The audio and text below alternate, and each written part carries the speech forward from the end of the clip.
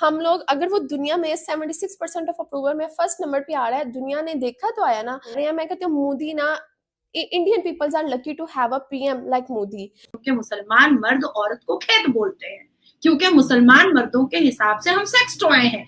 लेकिन एक चीज बहुत अच्छी सामने आई है, अगर इंडिया फलस्तीन को सपोर्ट कर रहा है तो इससे इंडिया और पाकिस्तान दोनों के रिलेशनशिप्स जो है थोड़े बेटर हो सकते हैं। क्योंकि मुसलमान मर्दों के हिसाब से औरत की शादी अगर 12 साल में ना हो तो वो आवारा हो जाती है, क्योंकि मुसलमान मर्दों के हिसाब से औरत जो है अगर वो पढ़ लेती है तो वो आवारा बच्चलन हो जाती है, अगर वो वेस्टर्न पहन लेती है तो वो बच्चलन हो जाती है, अगर वो शिक्षित हो जाती है, अगर वो वोकल हो जाती है, अगर वो काम करती है बाहर निकल करके तो वो बच्चलन हो जाती है। ये मुसलमान धर्म के ठेकेदार बोलते हैं। Thank you very much India for supporting us and thank you so much. मैं नहीं बोल रही हूँ, ये ठेकेदार बोलते हैं। अब कहीं ना कहीं यूसीसी के माध्यम से मुसलमान महिलाओं को जो इतना महत्वपूर्ण जो उनको इज्जत दी जा रही है, ये मुसलमान मर्दों को पसंद नहीं आ रहा है।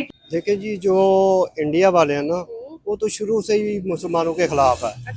खास करके अब जो हुकूमत चल रही है ना, वो तो बिल्कुल ही नहीं ना मुसलमान के हक में नहीं है। बिल्कुल ये समझना चाहिए कि वो हमारा दोस्त नहीं है। अरे भाई, तुम हर रोज 50 बार कहोगे गुस्ताख रसूल की सजा सरतन से जुदा, तो एक दिन कोई बर्दाश्त होते होते तो बोल ही देगा ना कि अपमान राम की सजा सर धड़ से जुदा, बोल ही देगा ना। आप किसी को रोज बोलोगे ये लड़की प्रोस्टिट्यूट है, ये लड़की प्रोस्टिट्यूट है, तो वो लड़की बाद हो करके ये कही देगी कि तू क्या मेरा दलाल है जो तुझे पता है कि मैं प्रोस्टिट्यूट हूँ। पर किसी लड़की को जिस्म बेचना पड़ रहा है पाकिस्तान इस्लामिक देश में भी, तो मुझे लगता है कि मुसलमान मर्द किसी का भी सगा नहीं हो सकता है, किसी का भी सगा नहीं हो सकता है। और कोई मुसलमान मर्द निहत्ता नहीं है। धरती में उनके एक हाथ में चापड़ और दूसरे हाथ में पत्थर होता है, और जन्नत में उनके पास 72 वर्जिन हुरे होती है। कोई मुसलमान मर्द निहत्ता नहीं है। और आज अगर पाकिस्तान की सरकार आपको ये कह दे कि यूसीसी ला रहे हैं, तो मुझे लगता है कि आप लोग तो घुंघरू तोड़ दीजिएगा नाच नाच करके कि यूसीसी आ रहा है, यूसीसी आ रहा है। खास करके अब जो हुकूमत चल रही है ना, वो तो बिल्कुल ही नहीं ना मुसलमान के हक में नहीं है। बिल्कुल ये समझना चाहिए कि वो हमारा दोस्त नहीं है।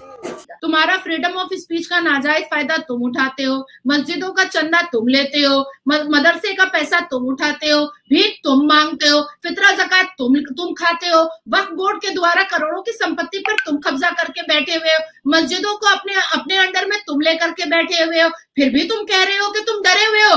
तो अगर 5 वक्त नमाज पढ़ने से भी अगर तुम्हारा डर नहीं निकल रहा है, तो पढ़ लो एक बार हनुमान चालीसा, शायद डर निकल जाए। नमस्कार दोस्तों, जय हिंद।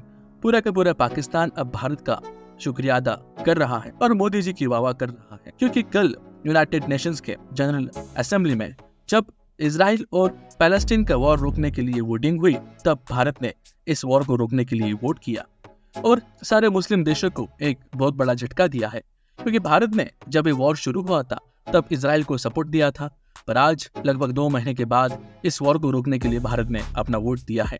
बहुत सारे लोगों के जाने के बाद अब इस वॉर को रोकना चाहिए और इस वॉर को रोकने के लिए यही सही समय है, इसे भारत ने जानते हुए अभी इस वॉर के खिलाफ वोट दिया है।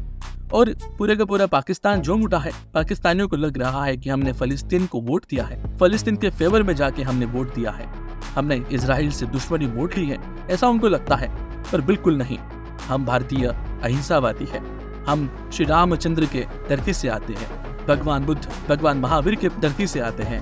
हम अहिंसावादी है और इस हिंसा को रोकने के लिए हमारे भारत ने ऐसा फैसला लिया है और वोट किया है। पाकिस्तानी भारत का एक फैसला देखकर काफी चौंक तो गए और दूसरे समय भारत की वाह भी करने लगे, मोदी जी की वाह करने लगे। कल और आज सोशल मीडिया पे बस वही बात चालू है कि भारत ने यूनाइटेड असेंबली में इजराइल के खिलाफ वोट किया।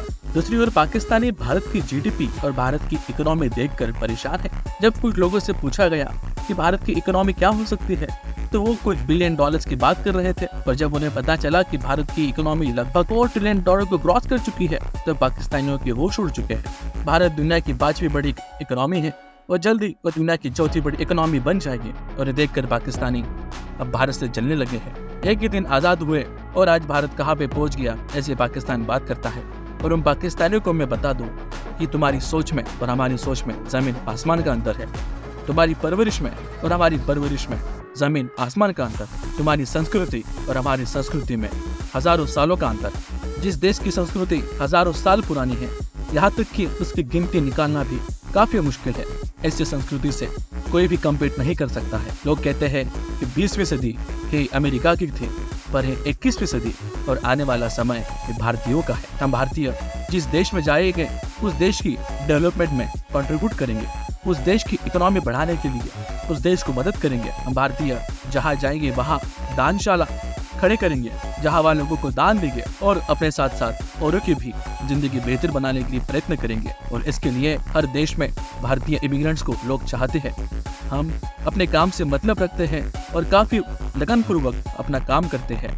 इसके लिए भारतीय वर्कर्स, भारतीय लेबर्स और भारतीय एम्प्लॉई हर किसी को चाहिए जो अपने काम में काफी लॉयल होते हैं और ईमानदारी से अपना काम पूरा करते हैं।